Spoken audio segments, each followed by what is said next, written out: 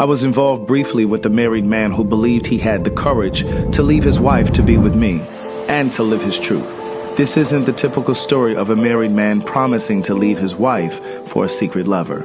Rather, this is a story in part about a gay man who knew he was gay before he got married, but chose to marry a woman because he didn't know how to break free. Rocky and I met on a gay social media site 3 months after I returned to the East Coast to live, and just 11 months after he was married.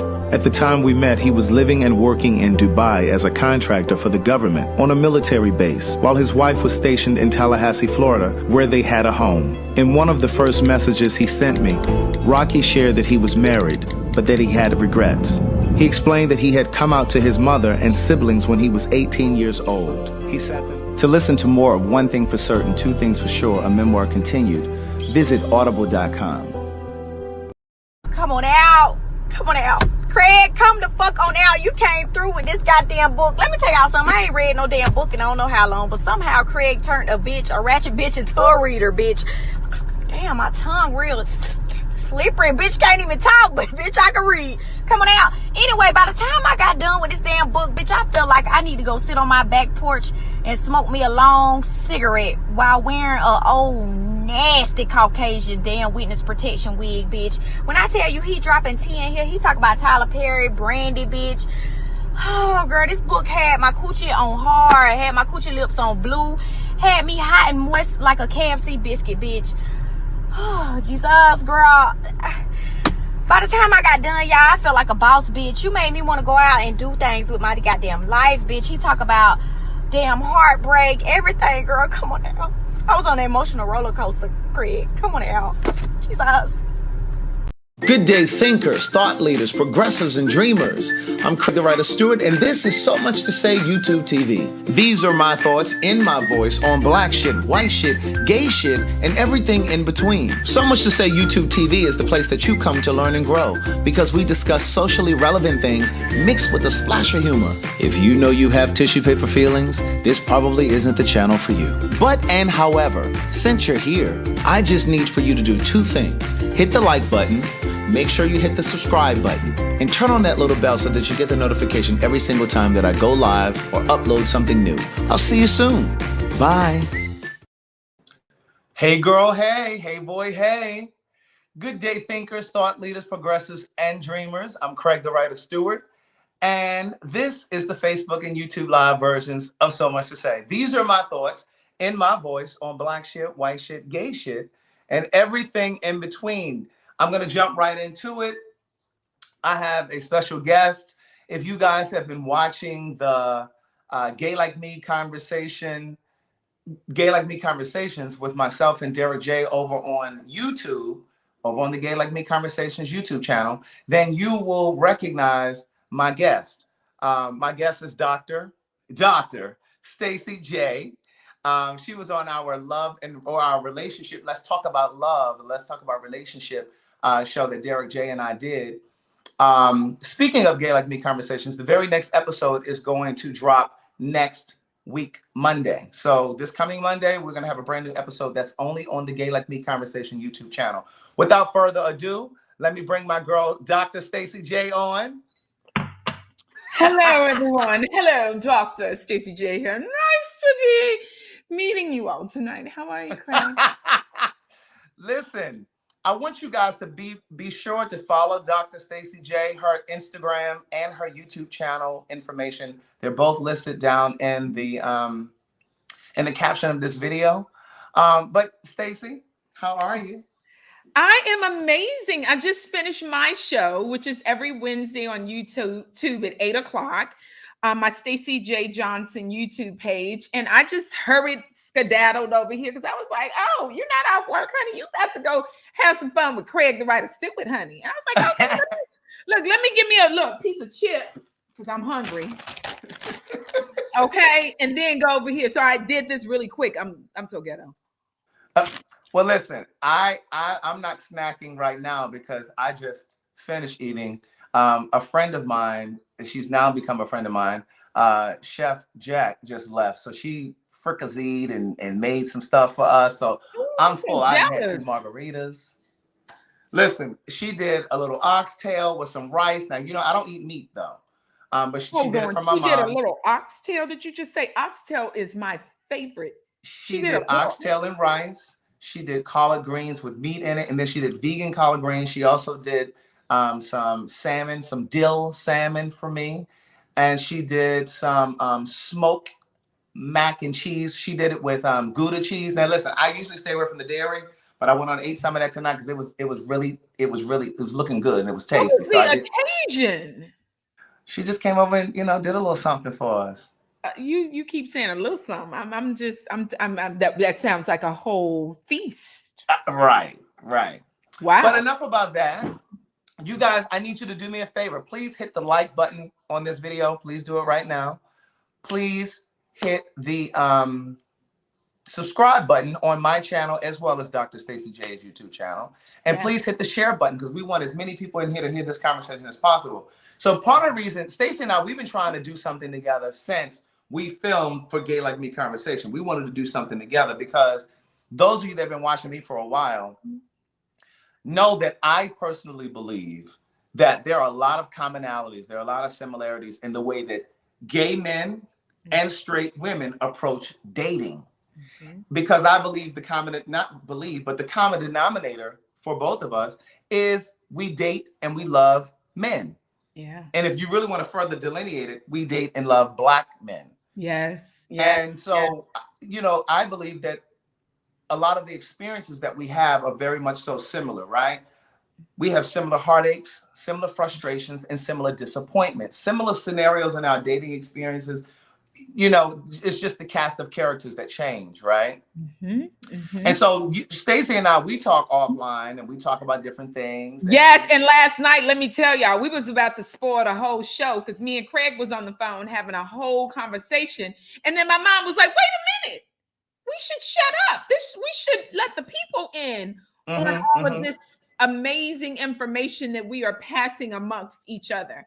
One of the biggest things I can say, I totally agree with you, that one of the attractions for gay men and women is that we do love men. And like you said, Black men. But I do believe, Craig, and we kind of started the conversation last night, I believe the heart knows what the heart knows. And it just really doesn't even make a difference if gay, straight, trans, bisexual, whatever, cisgender, it don't make a difference because the heart is the thing that's leading in all of that. Because disappointment is disappointment. It don't care what color come in.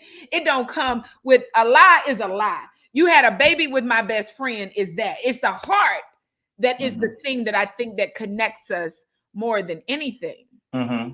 So what do you think and I'll share with you what I think, but what do you think because I really do believe that there are a lot of parallels between the way that gay men approach dating and the way that straight women approach dating. And one of the things that I said to you last night, and those of you that have been following me, you have heard me say this before. I think the commonality between gay men and straight women, I think the thing that binds us is that we share that thing in common, the way that we date and love men. But I think on the surface, most people think that we click and we get along, generally speaking, because we like nice things. We like nice eating at nice restaurants. We like fashion. Yeah, those are things that are true. Those are surface things. But underneath that, the common thing that bonds us is the way that we date and approach and love in relationships. So what do you think some of the, I don't want to say mistakes, but what do you think some of the things women do maybe too soon? Yes, here we go. In a relationship or in a dating scenario. Yeah, I believe that women too soon, they show up and a man is good, meaning they check off a couple of those not even those top boxes. They check off those boxes that really at the end of the day don't mean as much to what is going to be their deal breakers. Meaning, okay, it's great. He opened the door for you, girl. Okay, girl. Okay, great. Okay, he paid for the dinner. Okay, great. You know what I'm saying? He told you you cute. He made you laugh. Okay, great. But really, to go home and be like, girl, I think I met my husband. He had on this. He showed up in this. He opened my door. He did it. The conversation was seamless. Well, of course, the conversation is going to be seamless. Hell, it's two strangers sitting at the table. And if you have two people who are engaging people, then to me, that's not anything to give a man great for. He's great after a certain number of times he's shown up and been dependable for you. If that's one of your character traits that's important. He's great if you want a man who's spiritual or religious or whatever you want to call it. He's great is after you learn those things about him, and not just learn what he says out of his mouth, learn what his actions are, because actions speak louder than words. It's cliche, but I'm just saying. So I think that we give ourselves too quickly so soon because we don't believe in the dream that we could really manifest what we really want.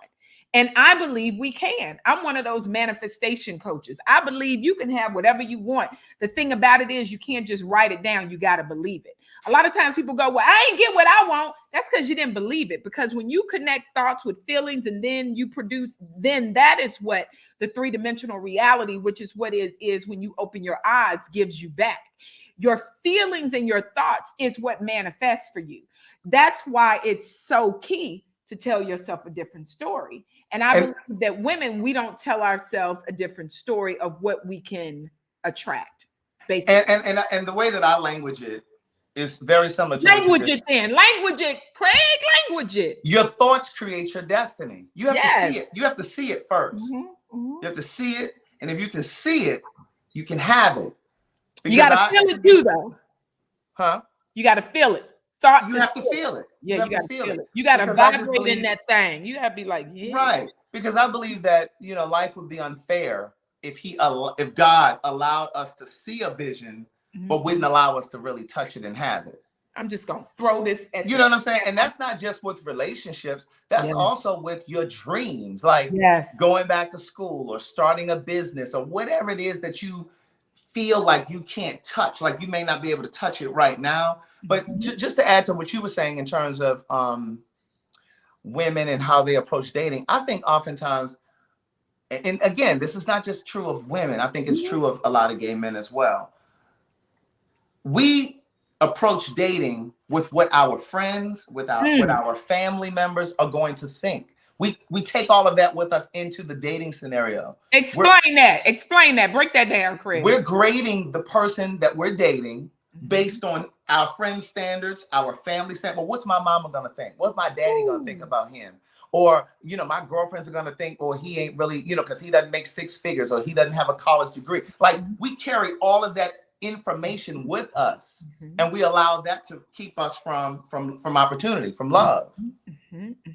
Let me ask you a question. Do you, because you started off the premise of this conversation, are you saying that women and gay men, or what are you saying that is a general statement? We're all as a people thinking about what our family gonna think. I don't think straight men think like that. I don't think straight men are thinking about what my mama gonna think. You understand what I'm saying?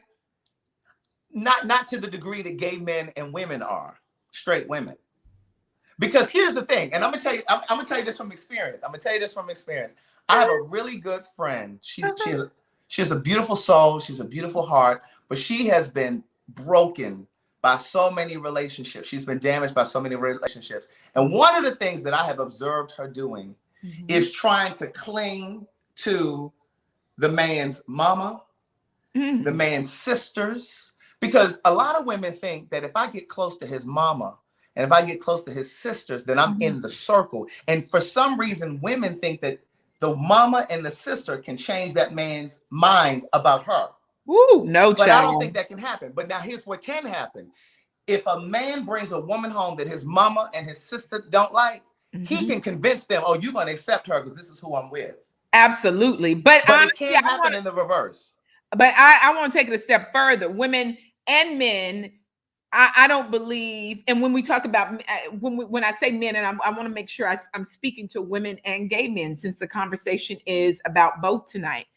I think the key to that, though, is not just the mama, the sister. It's in what does this man regard his mother and his sister? What is are they valuable to the man? Because if he take everybody home and his mama is as close to his age, you know what I'm saying? Because we do have some parents out there who have born children that are close to their age, to where instead of being the mom, they're more like the homie. You see what I'm saying? So does he respect his mother? What does he say about his mother? Does he honor and respect and his sister and his mom? So I don't think it's just you take me home to your mama and your sister and I'm special. That's why y'all got to get deeper than that. Like both. You got to. Wait, you got to say that again, because I think people miss that. I think a lot of women and gay men think that because you take me home, because I take you home to meet my family, because I don't think men carry that in the same regard. I think women and gay men sometimes think, oh, well, he took me to meet his family. That must mean something. I don't think men think that deep into it. Not always. No. And for those of them, yeah, and the mama will say, girl, he ain't never brought a woman home. Or he ain't brought a woman home since he was like 19. How you doing? But there are some women, honestly, the mothers who the son does not, they just a mama. They just cool, and men know, I take her home to my mama. She gonna think, and really, I don't even hold my mother in high regard. I just say to both, really look at, and I had to think because I want to make sure, because I know you have a large audience, really look at what the man says about his mother and his sister to decide if it's worth it for him, if it's important for him. Don't just look at the mama and the sister. Ooh, I met his mama. Look at what he says about them. Does he respect them? Does he really look to them as being a valuable source of whatever in his life? Before you just think you special and you're on the phone with your girlfriend. I got to go into a whole scene. Right. So look, hold on, girl. Hold on. I got to do my scene, Craig. Girl, he took me home to his mama tonight. Yep. I'm special. No, you're not, girl. No, you're not. Maybe not.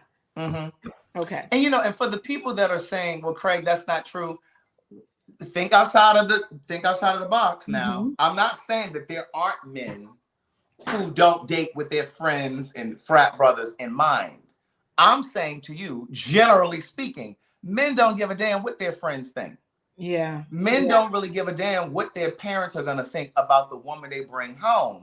What I'm saying to you is, I'm not saying to you that there aren't men who are like, oh, well, what is my mom going to think? Yeah, there are women. There are men who think that, who are concerned with that. But what I'm saying to you is, most men already know they can change their mama's mind about their girlfriend. They can change their sister's mind about their girlfriend. But a sister and a mama can't change a man's mind about a woman.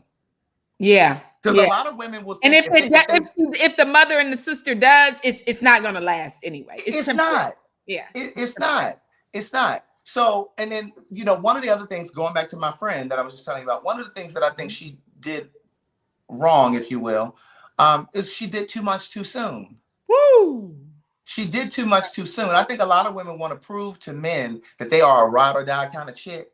And so, like, early into the game, they already cooking for the man and telling him to bring his boys over so she can cook for the game and they can come over there and eat and do all this other stuff. She running, picking up his kids from school. Like, she's doing all of these favors just to prove to him that you can count on me, you can rely on me, you can depend on me, because she thinks the return on her investment is going to be monogamy.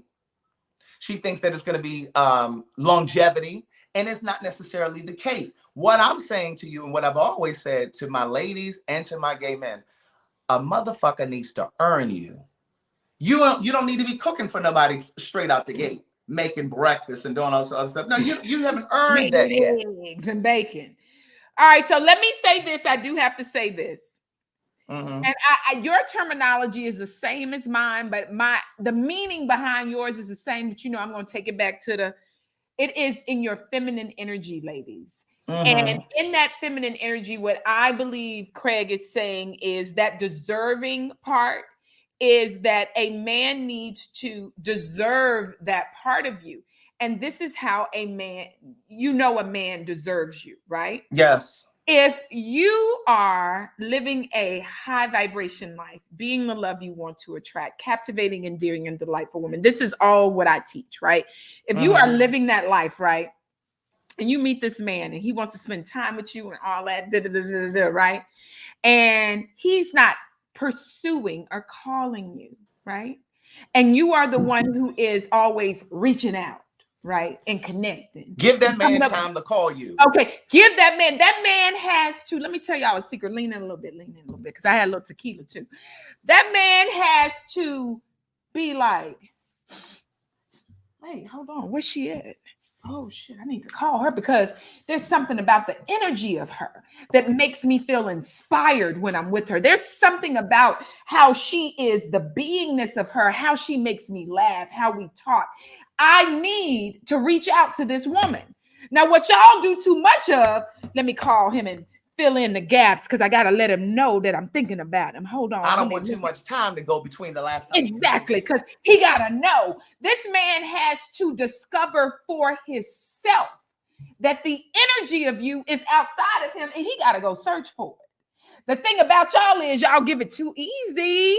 But when he shows up, oh shit, when he shows up, don't let me get to, when he shows up, you better lean in and be an amazing woman, because when he leaves you, he got to think about you again. Because see, if you coaching with me, you know you ain't calling no man.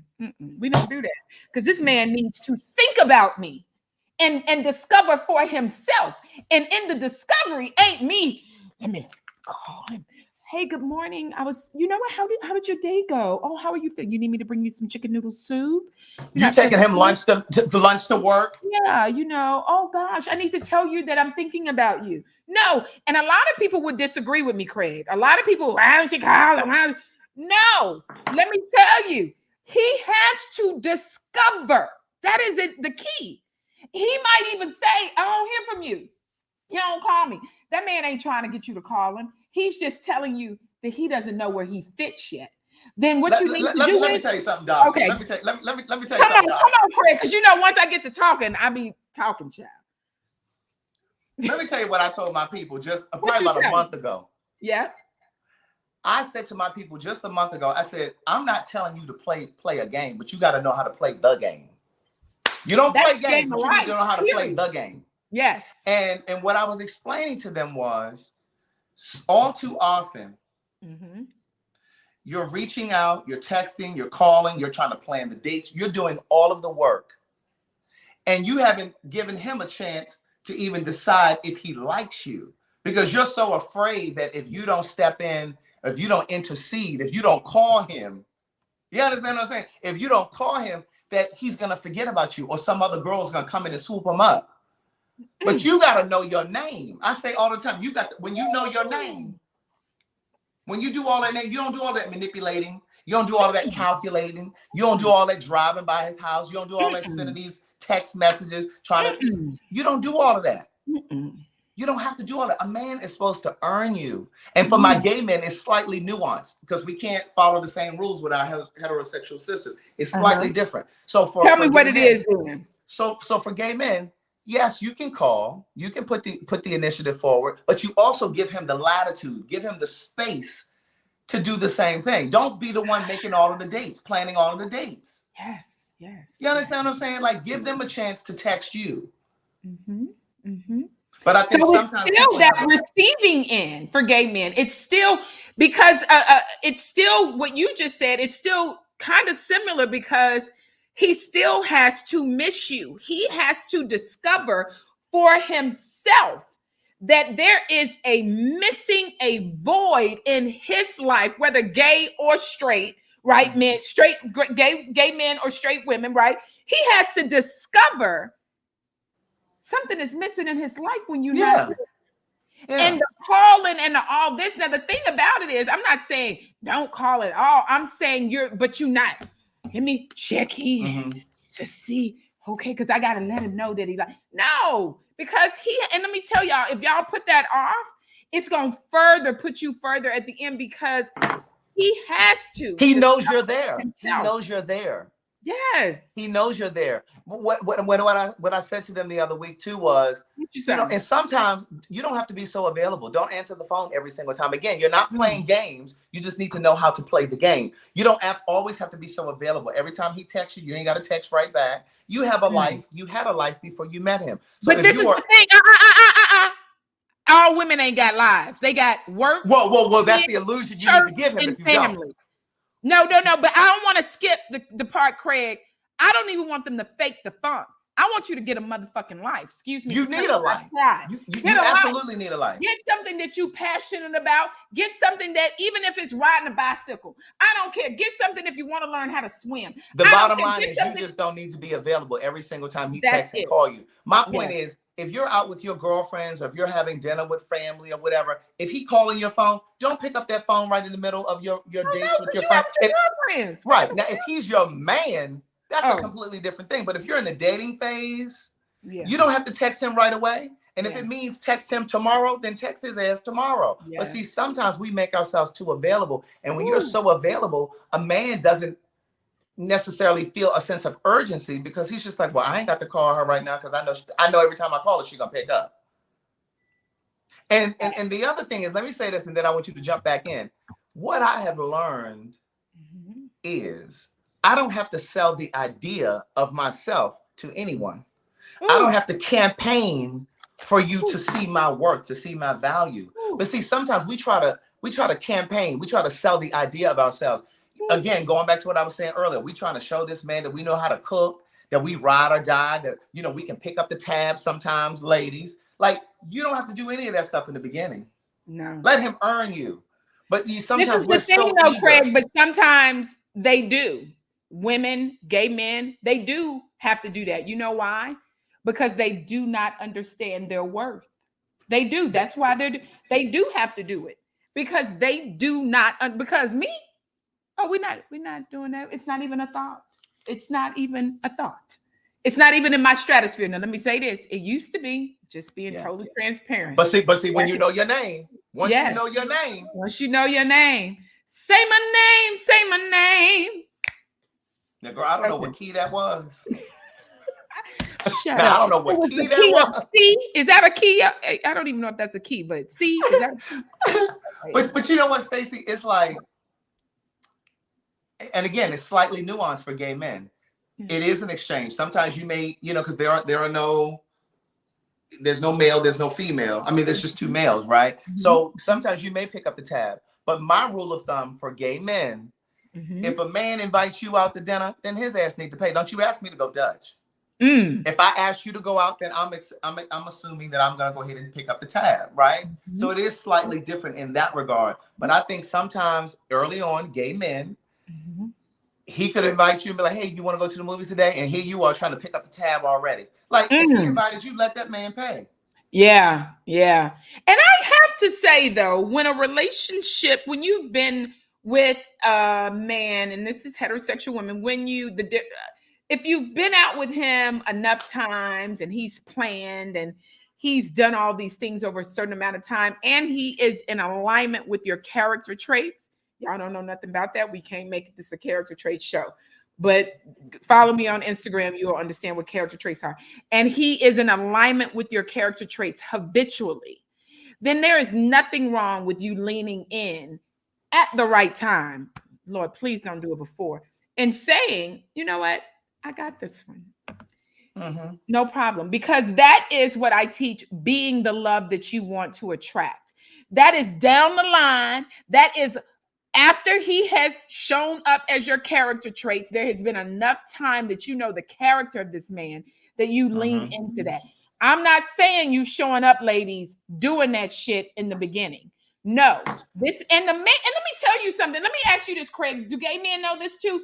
A man knows that for a good woman, he has to show up like that. So when I see men, she can't pay, I be like,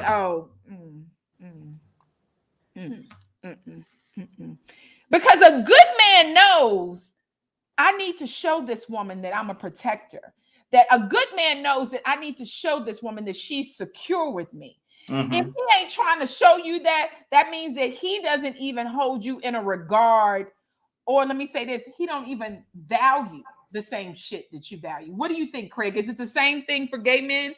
I agree. I agree. Mm. But I would say that it's slightly nuanced with gay men because, again, the whole paying thing can be a different dynamic when you talk about two guys or two women, two lesbians.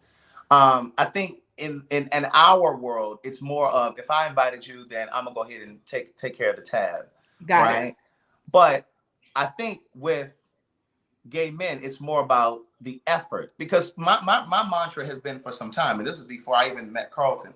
My mantra has been, Y'all, because y'all know he got a good man. Okay, go ahead. I'm sorry. I just had to let y'all know. I had to lean into the mic to let y'all know that he got a good man. That he got a good one. I met him before. He's a nice guy. Go ahead, Craig. I'm sorry. effort is the only way to communicate interest. So when you're talking about the LGBTQ community, again, if you're talking about two men or two women, it's not always about paying, because sometimes it's like, if I invite you, then I'm gonna pay, and vice versa. But effort, you got to put forth the effort. If you're not putting forth the effort, then you can't try to convince me that you're interested. Oh, that's good. Effort is the only way to communicate interest. I think that's for both gay men and women. Okay. Because I'm That like, is. yes, honey. That is. That It effort. absolutely is. But a lot of times, I think when people are in such a desperate state, they've been single too long, and when I say too long, that's in your own world, in your own from your own perception. Right. Oh, I've been single for too long. I've been single for like 3 years, and da da da. But I always say, there's work that you're supposed to be doing on yourself in that 3-year period. There's work that you're supposed to be doing. If there's nothing in your atmosphere, it's because there's something you need to still be working on. And it may not be personality flaws. Maybe that is the universe telling you, you need to be going back to school. You need to be starting that business that you're saying that you've been wanting to start. And the universe and God knows that a relationship will distract you. Or you might need to, honestly, even if you got all that together, you might need to find some passions because you're boring. Okay, I'm gonna say that again. Let me take me some water before I say it, because I know I might hurt some people's feelings. Well, listen, I tell my people all the time, we don't have room for tissue paper feelings. Okay, I'm just saying, but you might need to get something you're passionate about because you're boring. You're boring.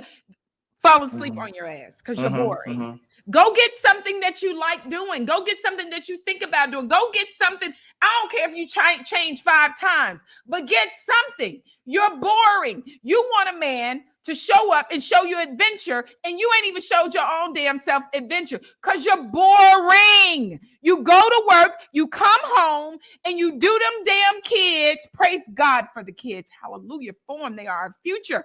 But the mama is boring. And then she tries to tell herself that the reason she's boring is because she's trying to wait until the kids are 18. No, you're scared and you're boring.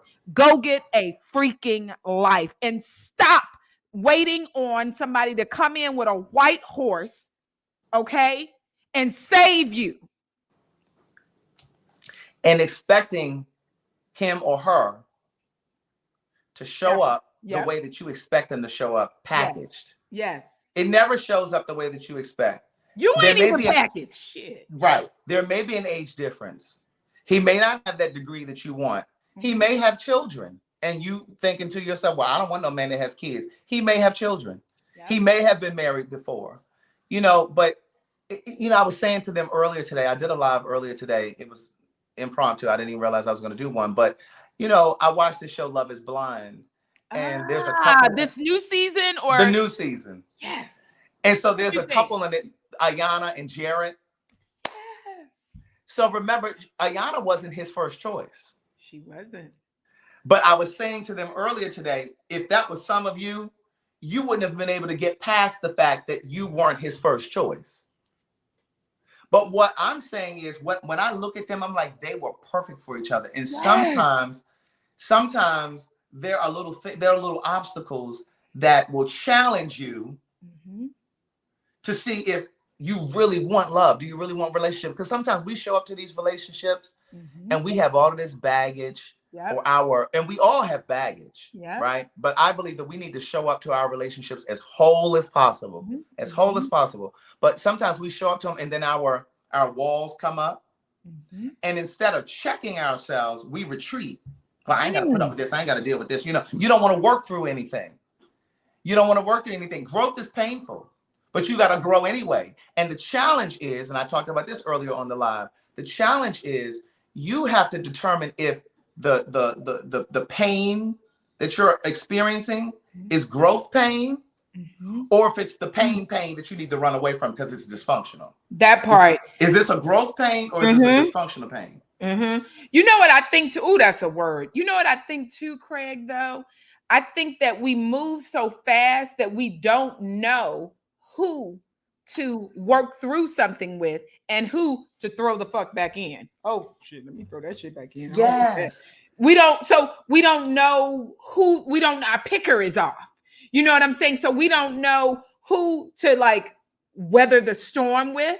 Like, okay, this or oh, this is somebody I need to just run in the other direction. And I believe the key to that is character, because a character trait of a person does not mean they show up in the character of that because of who you are.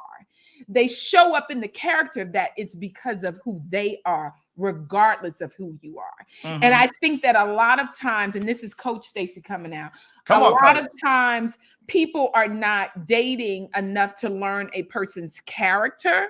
So then their picker is off because they're not sure of who, well, should I weather the storm with him?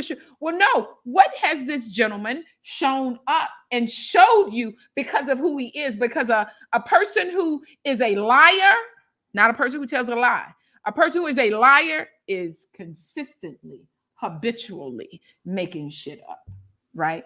A person who tells a lie is something different.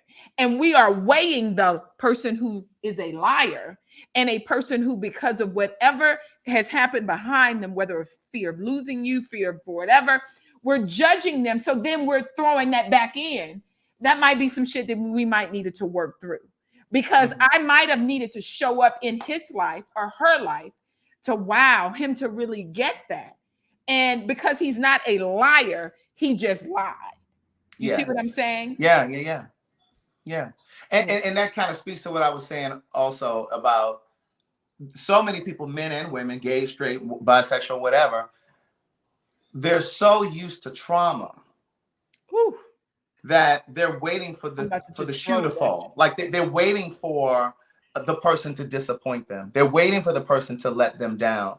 And, you know, in Book of Jewels, that's my 4th book, I talk about how we've all heard stories of the guy who got played, you know, his girlfriend was cheating and he walked in on her, or the woman who was paying all of the bills because the man was going back to school or whatever the case was, and then he ended up getting somebody pregnant. And you know, we've all heard these stories, and no one wants to be the next story.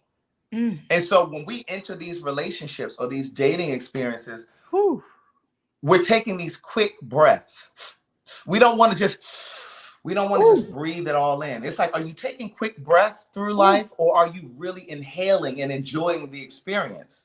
You understand what I'm saying? And what I say to my people all the time, and what I know to be true for myself, is I can survive anything, including another heartbreak, right? Nobody wants to experience a heartbreak, but I can survive anything. Do you think age has taught you that, and just experience? Because everybody doesn't have that same experience. I agree with you. What? I think it's both. I think it's both. And again, it doesn't mean that I wouldn't, you know, be in pain, but I'm never going to allow a past relationship. It's like you got people right now that are holding on to a relationship from 3 years ago, 5 years ago, 8 years ago, and they have not allowed themselves to heal and move on. And what I'm saying to you is it's unfair to yourself, and it's unfair if you're actively dating people to them, because you're not really allowing them the chance to experience your heart, your full self, because of something that happened to you 3 years ago, 5 years ago. See, that's that work that you should have been working on when you were single, before you got into this relationship. So what do you say to those people though? Because I feel like, because that's a deep, that's some real shit. What can we give them though to help them though, Craig? Well, you know, for me, it's just like, why would you want to give someone that much power over you? That's the way I see it.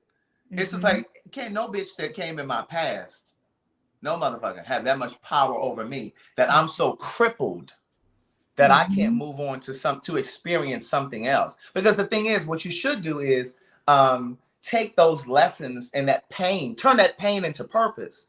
You understand what I'm saying? And then use that to be a better partner in your next relationship. Use that to choose better for your next relationship. You use all of that. Yeah, we gotta get like, but that is the boom boom because we're on the other side though. Like I think because I have been that person before, and I'm trying to look at some really action steps because we gave them the beginning, it's where they are, and then the end is where we are. But the space in between that is something because that is a hard place to be. So what I would say then is you got to put yourself in the room of love. And it may not be love from the standpoint of because your confidence needs to be built. So put yourself around people who do, say, wow, good job, Craig. Good job. Good job, Stacii. Wow, you are really great. Because what happens in those relationships when you stay in them too long is your confidence is devastated. Your tree trunk is cut down to where shit is not even there anymore. So for me, from a coaching standpoint, I would tell those people to really be conscious of putting themselves, not staying by yourself in your home and not answering the phone, but really putting yourself intentionally. And then if you're too vulnerable or too delicate to where you don't even want to put yourself with your family, because sometimes your family can be looking and judging, maybe even find a group of people or something that you can flourish in so that people can then pat you on your back and give you that affirmation. Sometimes people feel like affirmation, there's something wrong with it. We all want to feel like we are good, that we're doing something good, that we're okay. So I would say, put yourself around people or situations that make you feel good about who you are. And yeah, go ahead. Well, I wanted to address this comment right here because I really pride myself on being really clear. And what I said was, somebody pushing back at you? Yeah. What I said was, I'm not saying that it wouldn't cause me pain. I'm not saying that I wouldn't grieve if I experienced a heartbreak, but it's not going to overtake me, is what I said. So what I'm saying is you see people when they suffer a heartbreak or a relationship comes to an end, they completely collapse and they don't bounce back. What I'm saying to you is grieve, take your time to grieve, but don't let it overtake you where you never love again or you never allow yourself to open up again. That's the point that I was making. But what I wanted to say to the thing that you were just saying a moment ago, I think one of the mistakes that people make also in terms of trying to move on to something new, they don't sit in that stillness long enough, right? They don't sit in the pain long enough. Like you have to process that pain. And like Lauryn Hill said it best, when it hurts so bad, why does it feel so good? Some people, it's just like you just don't want to. I'm gonna give you a story, and I've shared this on here before. One of the first times that I experienced a heartbreak, a friend of mine, and I had just come out, I had just started dating guys. Craig, tell us. A friend of mine said, well, come on, we're gonna go out to the club. I'm gonna come pick you up. We're gonna go to the club, so take your mind off of it, and we're gonna hang out, and we're gonna stay out long enough so that by the time you get home, you're gonna be so tired that you ain't even gonna be able to think about that. You're gonna at least get you a good night's sleep tonight. And that's what happened, right? The very next night, I called my same friend and said, hey, where we going tonight? Let's go out again tonight, right? And he said, we ain't going out again tonight. He said, you need to sit home and sit in it. Ooh. He said, you need to sit in that.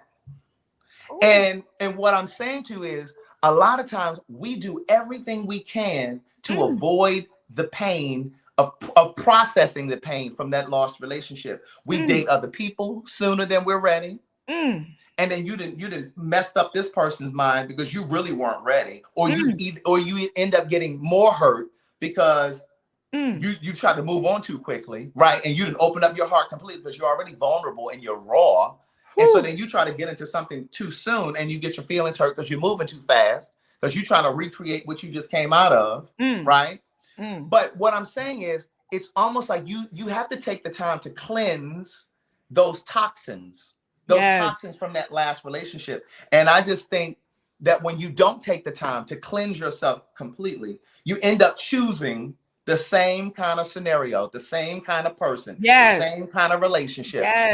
You go through this revolving door. It's the same kind of relationship over and over. And you're wondering why you keep ending up with guys that cheat on you or women that cheat on you. It's because you're not taking the time to recalibrate, to recharge. How do you know when you're recalibrated, though, is what my question How do you know? Yeah. Because those same triggers and traumas don't affect you. Triggers and traumas are always there, but go ahead. Right, but then you have control of it. You know how to recognize it and say, this has nothing to do with them.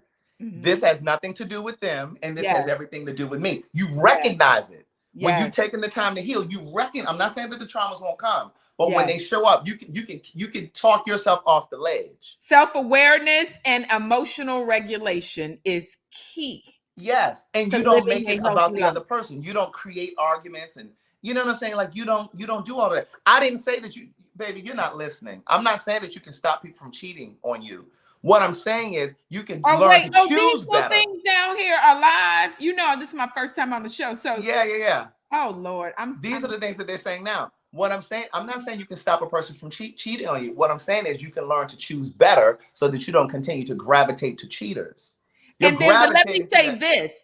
Is he a cheater or did he cheat? That's a whole other conversation. Correct. Because to me, is he a liar or did he lie once? Because the thing that kills me sometimes, and I'm going to say heterosexual women,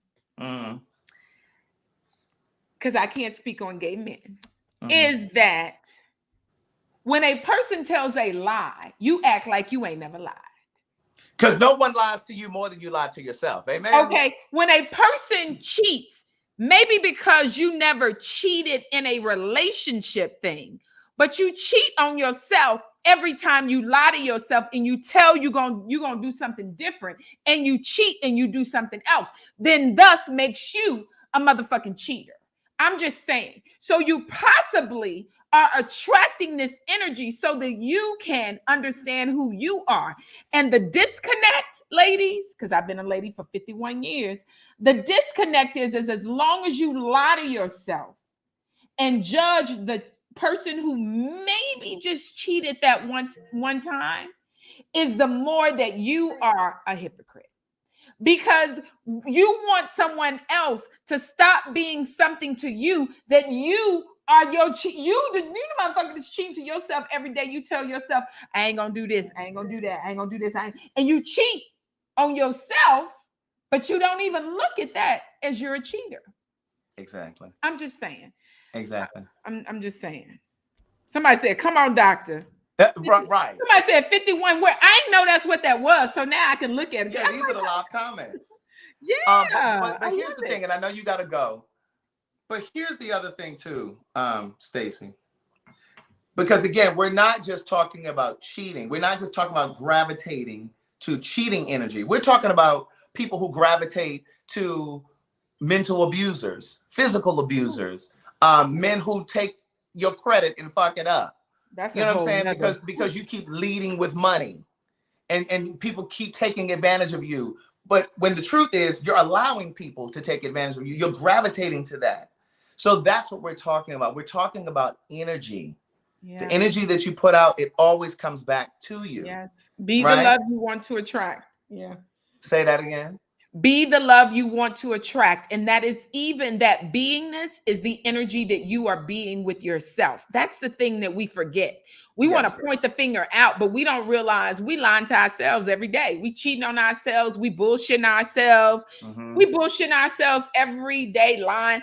And we don't regard that as being a judgment or a character trait that we have. Yes. Yes. because we move in this self-righteous space. We grade people. Entitlement. We grade people I'm on a more strict scale than we grade ourselves. Yeah. Ooh, say that again. Yeah. We